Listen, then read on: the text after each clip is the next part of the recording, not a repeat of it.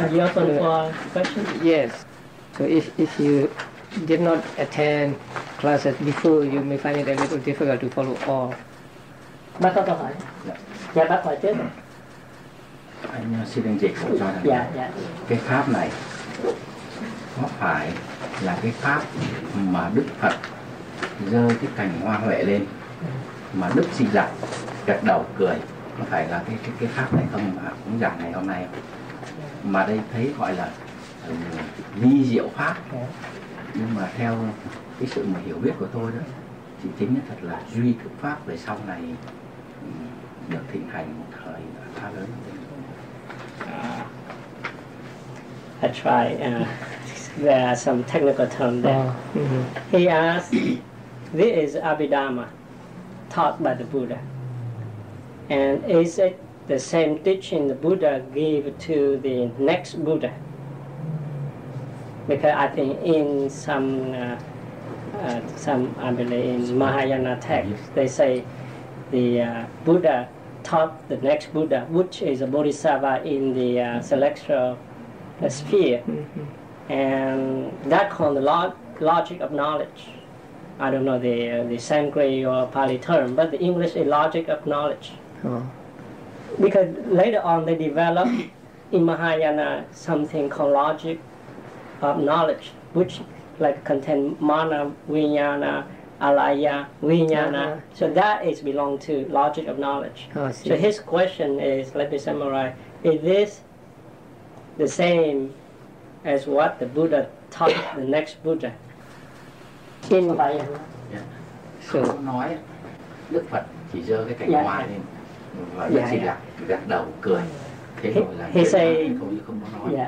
He said the Buddha didn't explicitly taught the next Buddha, which was a bodhisattva, but he only raised a flower, and the next Buddha, which is bodhisattva at that time, knocked the head. That's it. So is that the same? Yeah, that's in our tradition, Buddha did not teach the bodhisattva, and whatever one Buddha teaches will disappear at one time. So the dispensation will last for 5,000 years, or maybe even more, or maybe less. But at one time, the teaching will disappear along with all monks and all this. And then after a long interval, another Buddha will appear. A bodhisattva, among many bodhisattvas, one bodhisattva will become a Buddha. So when he becomes a Buddha, he penetrated all these teachings by himself. He doesn't have to learn these teachings from others. So by his all-knowing wisdom, he knows all these teachings, and then he gives these teachings to his to beings and to his disciples. So not that one Buddha taught another a bodhisattva who is to succeed him next, but these are like treasures hidden at some time, and then later on a man comes and discovers it. So that is why Buddhas are called discoverers of truth, actually, because what the Gautama Buddha taught was just the teachings taught by previous Buddhas. So when the Buddhas disappear and when the dispensation disappears, then these teachings also disappear. So they were something like hidden. And next, another Buddha appears and he discovers these teachings and gives them to people. So there is no such thing as one Buddha teaching the bodhisattva. Your question reminds me of how Sariputta learned Abhidhamma. So in our tradition, Buddha went up to celestial world, downward things of heaven, and then taught Abhidhamma there for 3 whole months, and it's said that he taught non-stop. But every day he went down to the human world, because since he was a human being, he had to eat, he had to take bath and so on. So when he went down to the human world, Sariputta, his chief disciple, went to attend to him. So at that time, Buddha would say to Sariputta, Sariputta, I have taught during the previous day, say, I have taught, say, such and such chapters. When Sariputta heard that Buddha had taught, say, chapter 2 or 3, something like that, he knew all the contents of those chapters. So this way, the Buddha passed on his knowledge of Abhidhamma to Sariputta. Now, Sariputta had 500 disciples, 500 monks. So when he went back to his monastery, Sariputta taught Abhidhamma to his pupils, 500 monks. But when he taught to his pupils, he did not teach all that he knew, but he taught just what they can accept, what they are able to take. So I think you can translate this well. So there are 3 versions of Abhidhamma. We just talked about it last night. The most comprehensive version, that is that taught by the Buddha to the celestial beings, that is actually, it's very, very comprehensive. And then the briefest, the shortest version is that Buddha gave to Sariputta, because it may be just a table of contents. I have taught such and such chapter, and then Sariputta knew. So, but the version taught by Sariputta to his pupils is neither too large nor too small. And fortunately, that version came to be recorded after the Buddha's death at the first Buddhist council, and that is the version we now have as Abhidhamma. So when Sariputta, how Sariputta learned Abhidhamma from Buddha, he just heard the name of the chapters or name of the sections, and then he understood all. So that your question reminds me of the episode, Sariputta's learning Abhidhamma.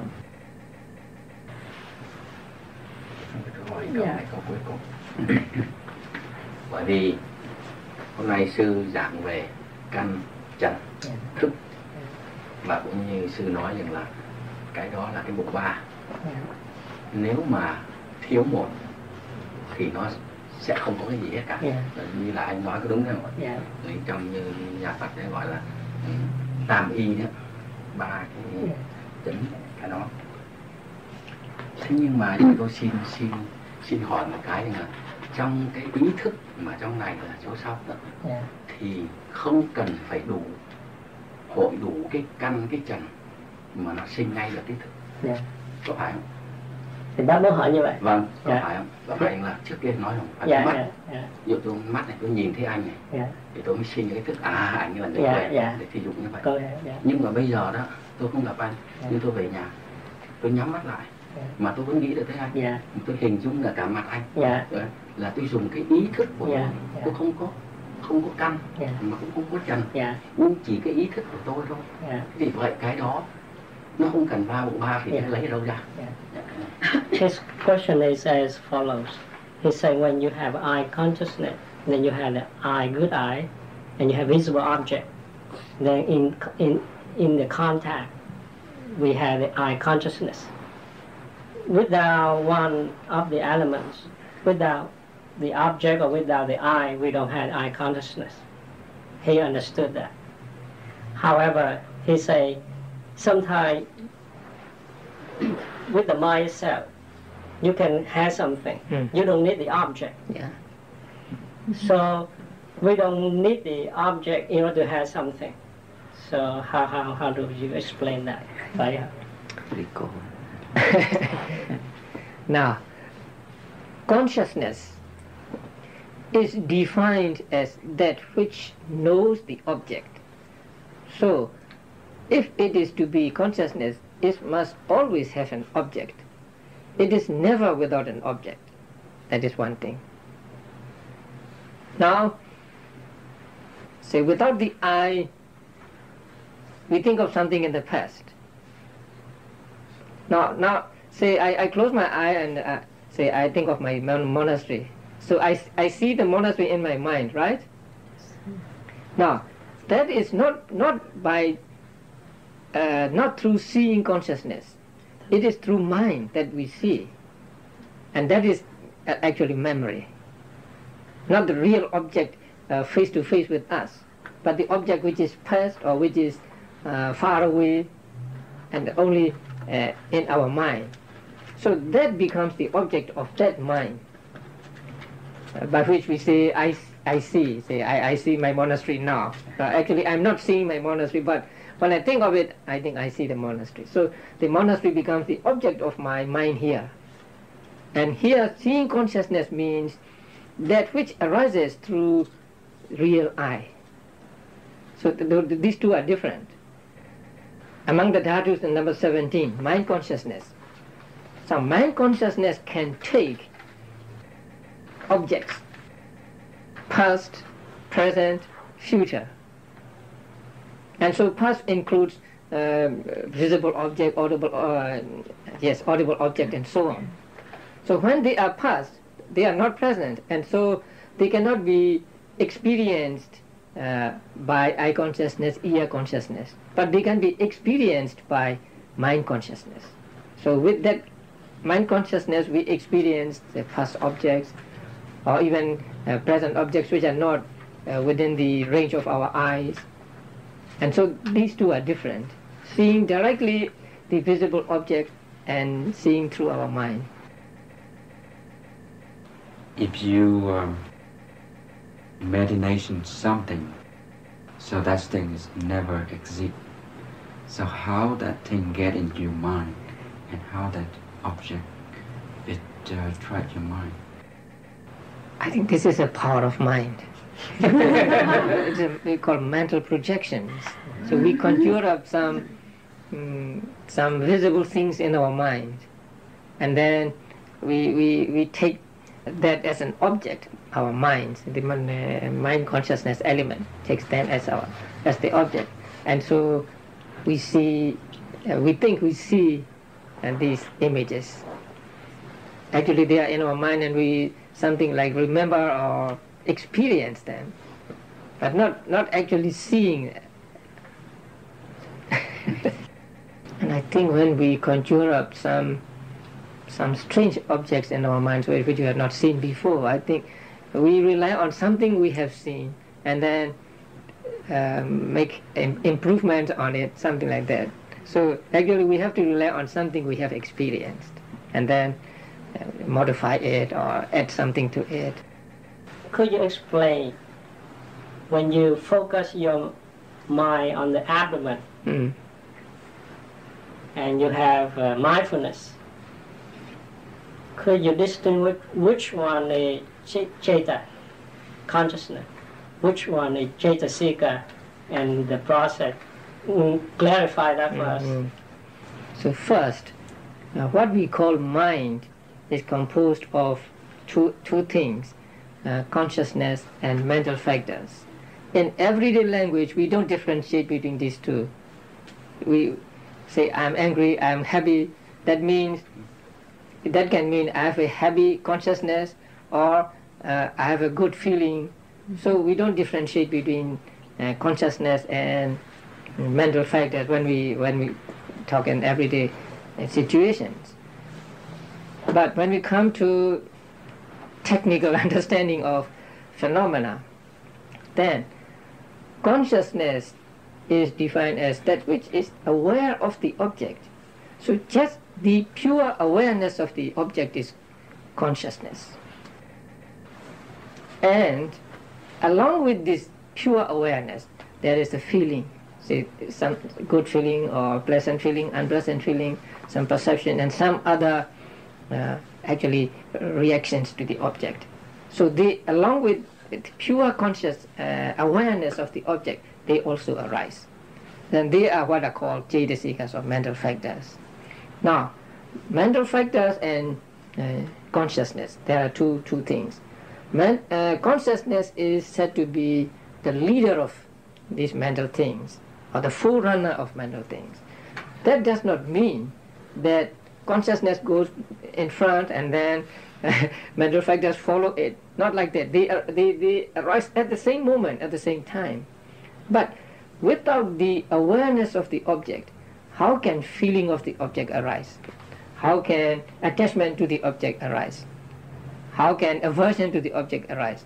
So the awareness of the object is a key or a door for others to arise. That is why consciousness is said to be forerunner of mental things. Now, when you concentrate on the, say, abdomen, say, rising and falling of the abdomen, just the awareness of the abdomen or movement is consciousness, ceta. And then you concentrate on it, and your mind goes deep into the object.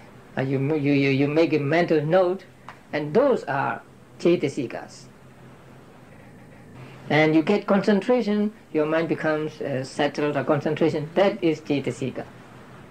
And then you see clearly in your mind the rising and falling, and there are just rising and falling and no other thing, and that is also cetasika. It is we call it understanding. So in actual practice, we cannot divide, or we cannot take them one by one, because they are indivisible. And once Venerable Nagasena said that Buddha did a very, very difficult thing, more difficult than telling, picking up the water from the ocean and telling, this is water from this river, this is water from that river. That would be easier, he said, than to say, this is contact, this is feeling, this is perception, this is awareness, and so on. So just the awareness of the object is ceta, and then feeling, perception, and others are cetasika. And now, one word for the word we use in giving instructions, say, be fully aware of the object or something like that. Now, that awareness is mindfulness, actually, not the awareness we attribute to consciousness. That we have to differentiate that. Do you understand that? Yes. Yeah. So when we say be aware of something, that means not just consciousness, but with mental factors, or it really means mindfulness. Be mindful. But when we say consciousness is the awareness of the object, or has the characteristic of awareness of the object, that means just pure awareness. Something like I'm aware that he's there, but I'm not seeing him. Pure awareness, something like that. Or in some words, the contact between the subject and object, something like that. Yeah. It's true. I want a follow-up question before you. Okay. Very short. Does that mean that when you follow the abdomen rising and falling, and if you concentrate on that one, you have mindfulness, is that you have a mental factors? If you wondering, if you not concentrating that one, you hear something in your mind, it's not on the abdomen. It's some consciousness or mental factors, awareness of the other mental factors, or consciousness, awareness of the mind wandering. You have two, consciousness or mental factor, or both of them mental factors. You are aware of what? Where you have mindfulness on the abdomen rising and falling. Yes. And which one aware what? The consciousness aware of mental factor, or mental factors aware of mental factors? No. You have two of them control, right? Yeah, you know the other one. Yeah, but consciousness is aware of the movement here. Right. So movement is not mental factor. Movement is actually rupa. Right? It is not mind, not mental movement. Movement of the abdomen, movement of the material property. So when you concentrate on the movement, then the object is rupa, movement, and your consciousness is aware of the movement, and then mindfulness is mindful of the movement. Mindful of the movement means go deep into movement, and then your mind strongly established on the object, and that is concentration. So they arise together, and so actually it is very difficult to distinguish one from the other, because they arise together, they disappear together, and so on. But when you concentrate on the abdomen, then the abdomen or the movement of the abdomen is rupa, it is not nama. Then when you know that you not concentrate on abdomen, and you hear something, your mind run away, you not concentrate that one. Yeah. And you know that you not concentration, just mindfulness. Now, when you are aware of another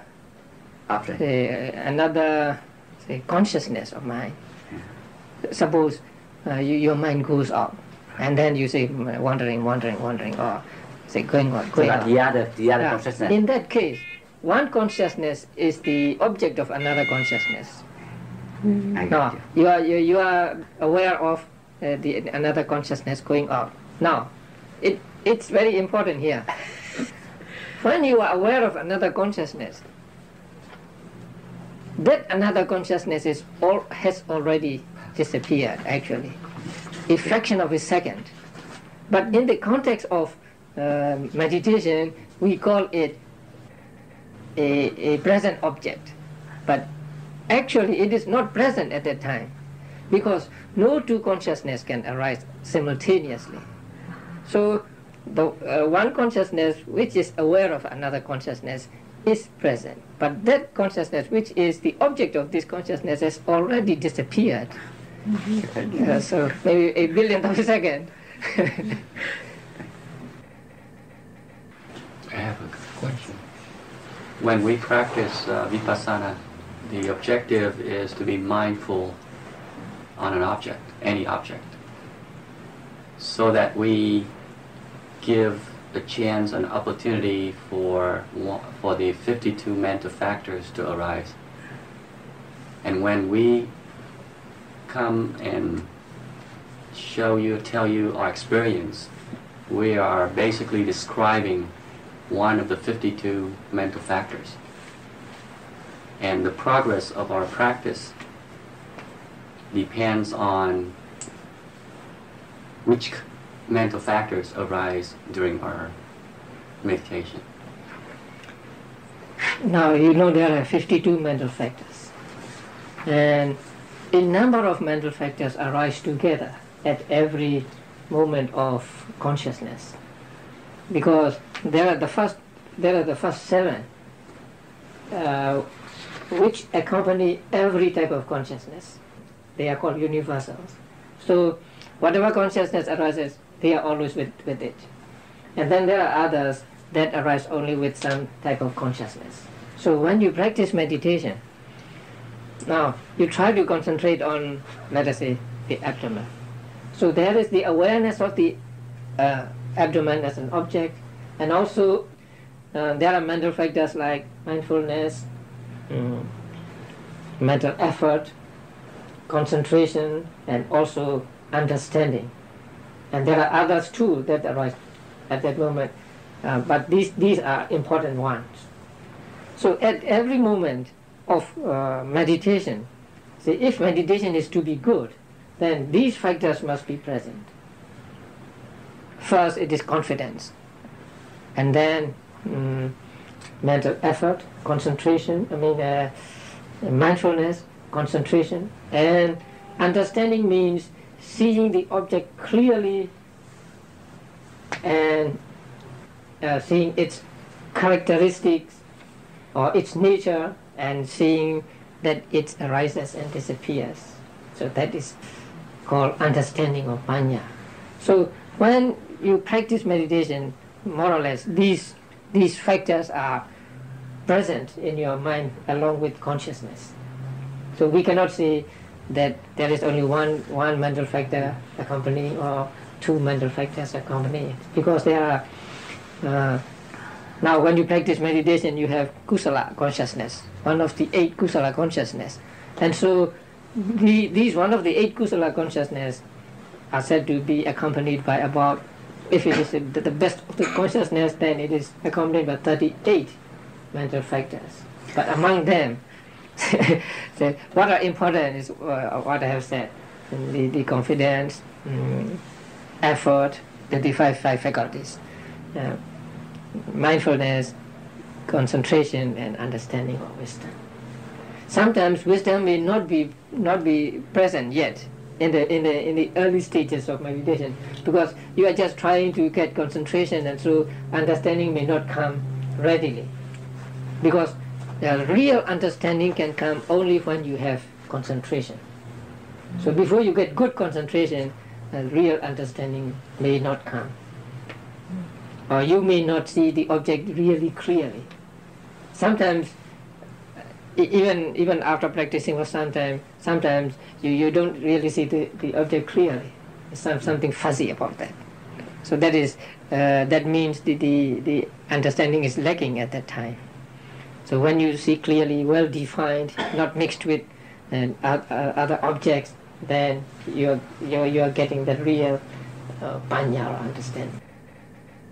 So understanding in Abhidhamma, in the practice of meditation, means seeing the thing clearly, its characteristic, and also seeing its arising and disappearing, so that it is impermanent and so on.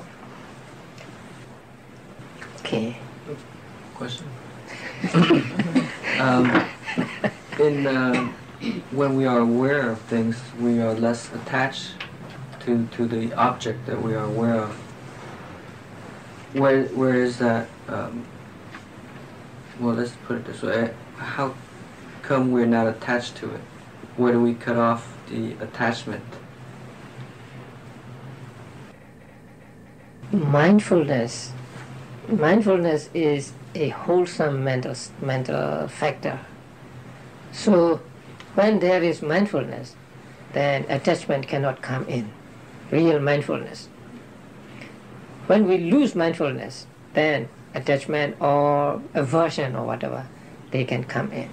So in order to avoid, or in order to prevent them from coming to us, say we try to keep mindfulness here. It's like a guard. So it's, in the books, mindfulness is compared to a guard.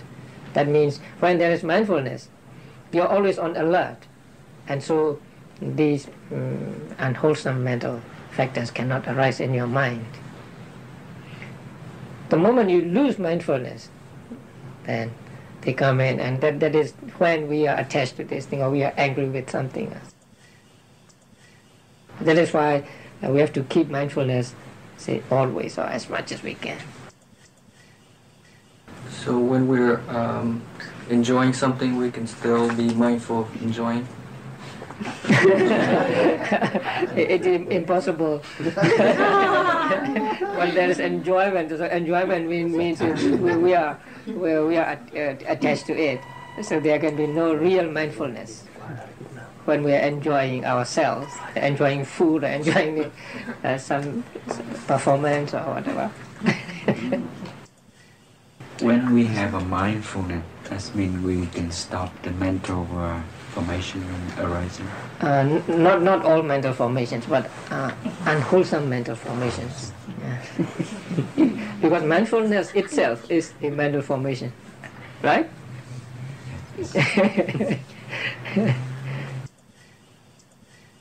Yeah, you said that if you have mindfulness, that aversion cannot arise.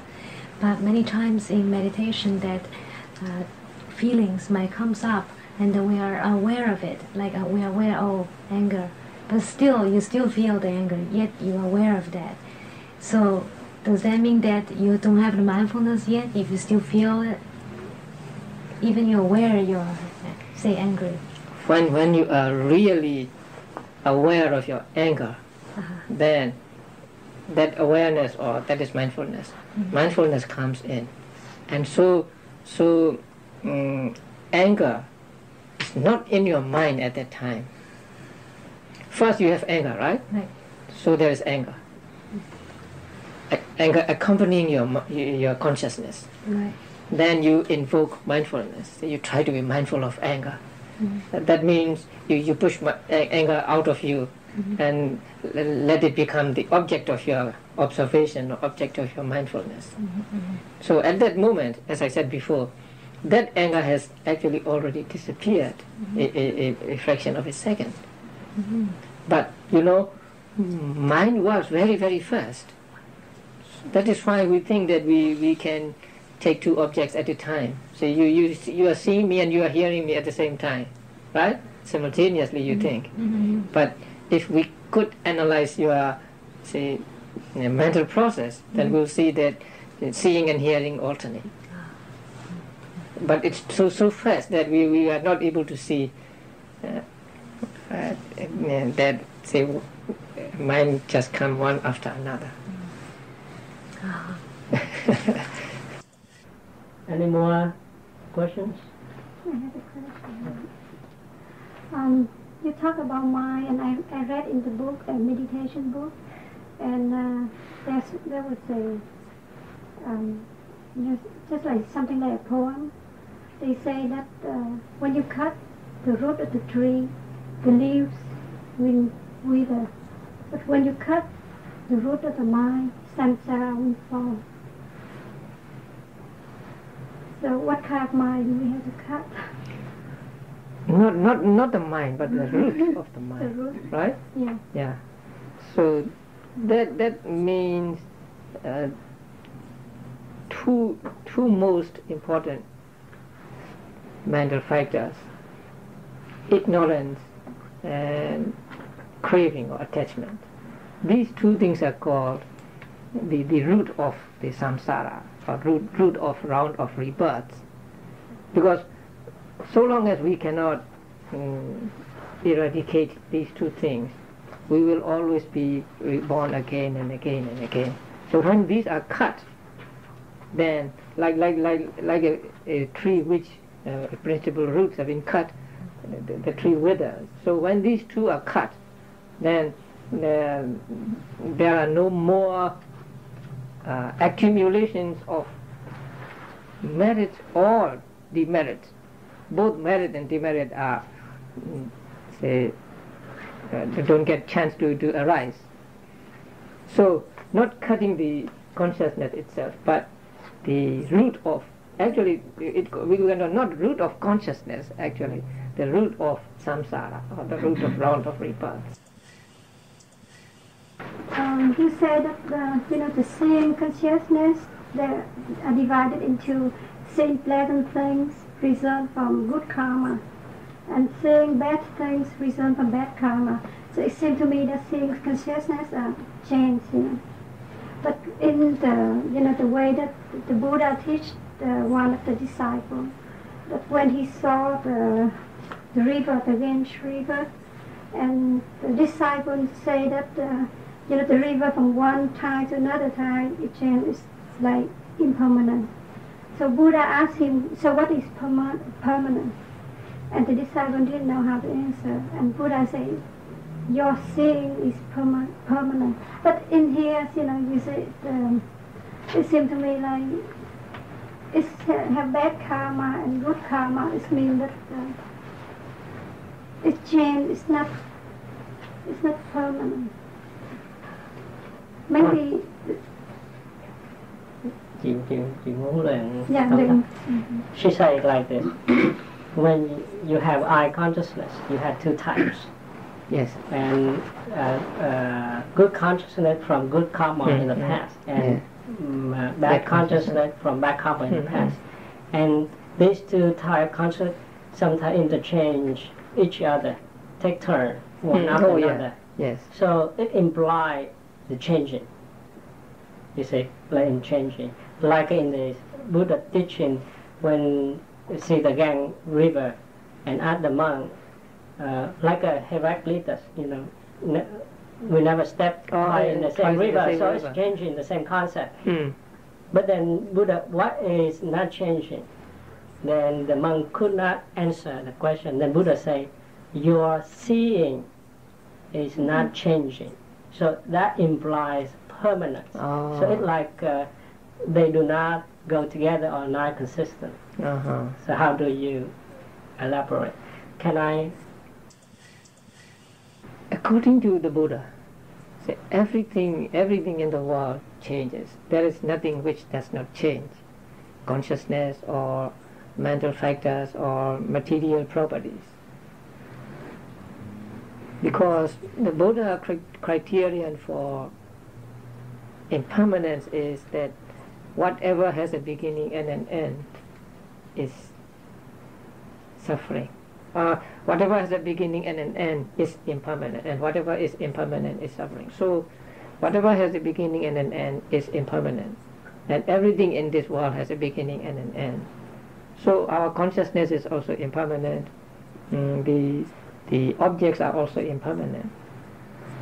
I don't know what Buddha said in that story, that consciousness does not change. Actually, consciousness changes much more quickly than the material things. In one sitting, we can have hundreds of moments of consciousness.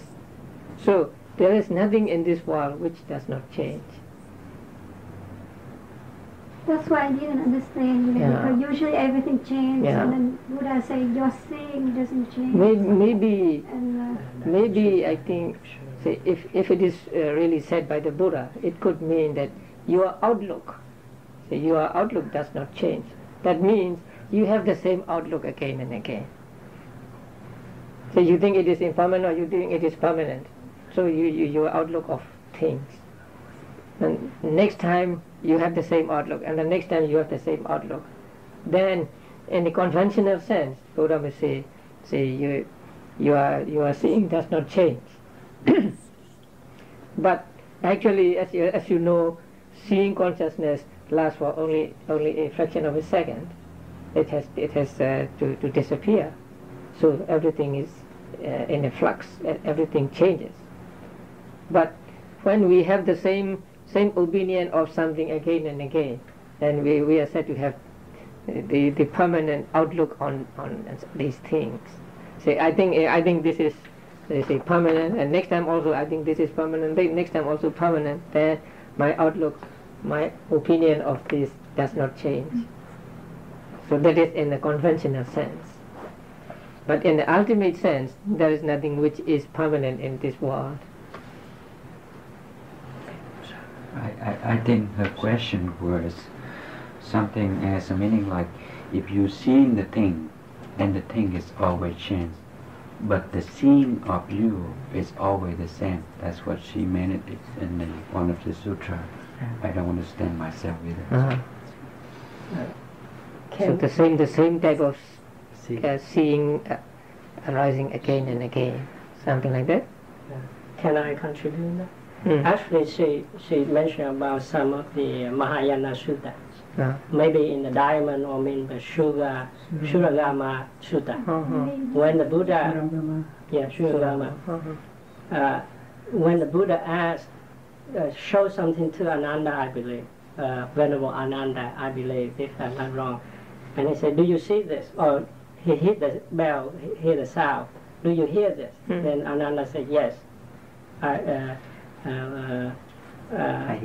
hear it, or I see it."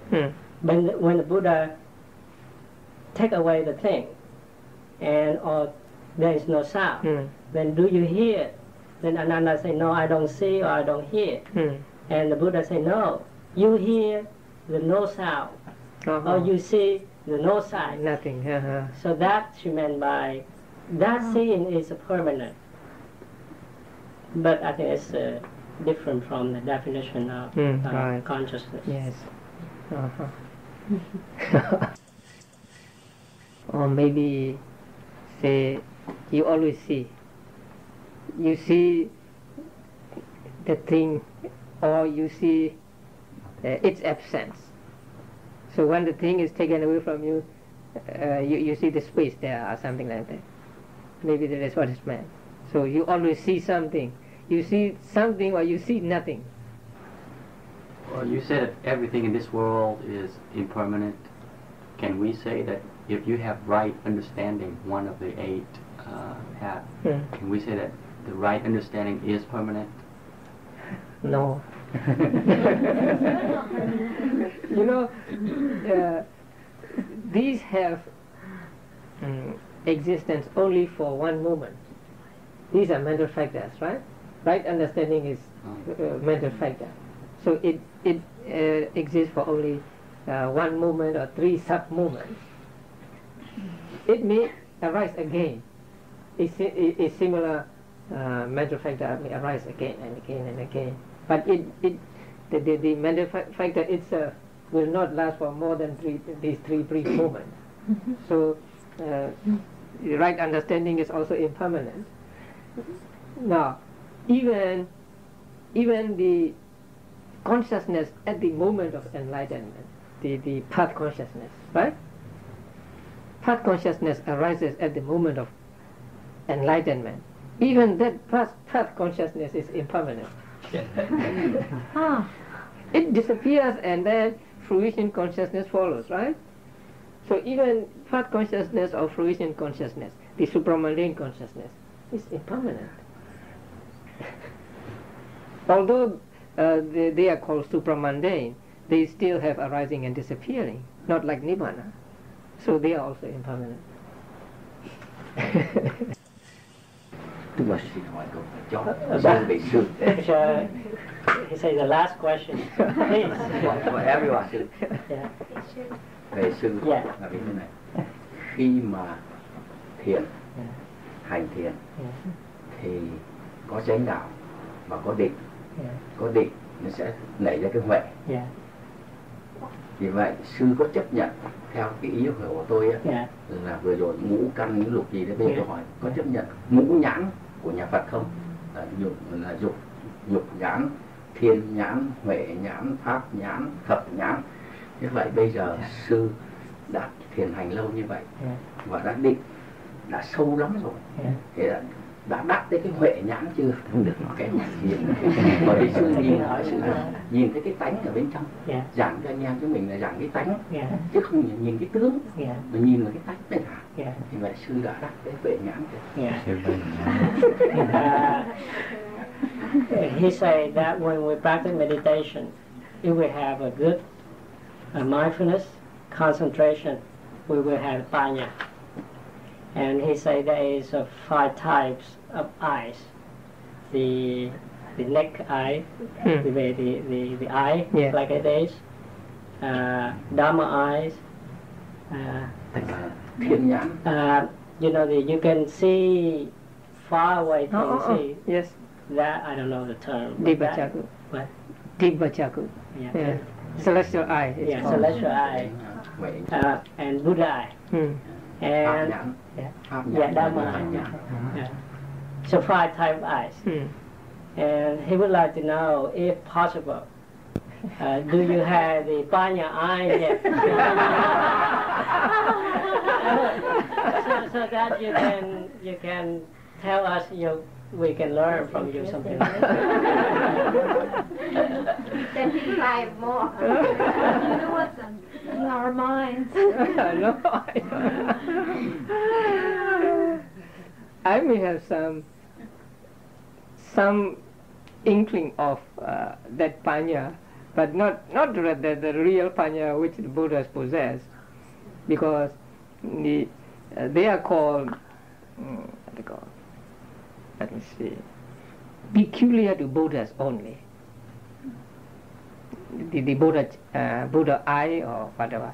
And Dhamma eye can be understanding of the mental and physical phenomena as impermanent and so on. They can be also called Dhamma eye. But the Dhamma eye in the Sutras mean enlightenment. The three lower stages of enlightenment. That is for those who have gained enlightenment only. not for us, not for ordinary people. We wish we had a portion of yours. It's very the wisdom I possess is very small. You cannot share because it's small. I'm sharing my knowledge with you now. And I think there are 3 qualities. Say for a person to become, say, well informed or to become wise, and they are desire to learn, and the real learning, and asking questions. So I treat all these qualities in all of you. So don't worry. You'll become learned and well-informed Buddhist. That's sure.